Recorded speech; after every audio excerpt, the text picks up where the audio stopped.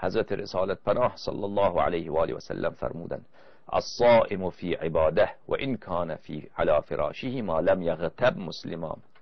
بله، روزدار در حال عبادت هست ولو در حال خواب. همین که خوابیده نفس میکشد برای او عبادت مینویسند. خوابیده، استراحت نموده، خوابیده، برای او عبادت، یعنی عبادت سجده پیش پروردگار عالم، رکوع پیش پروردگار عالم، تسبیح پروردگار عالم، عبادت.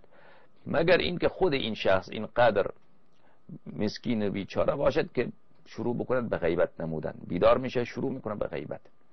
و کسانی که عادت دارن غیبت بکنن، غیبت یعنی شما عیب یک مسلمان شیعه را، شیعه مؤمن را پشت سر او بگویید، این غیبته. بعد بگویید چرا غیبت میکنی؟ میگه راسته. خب اگر دروغ بود که تهمت بود، همین که راست هست گناه هست. غیبت نمودن، این غیبت نمودن گناه کبیره هست.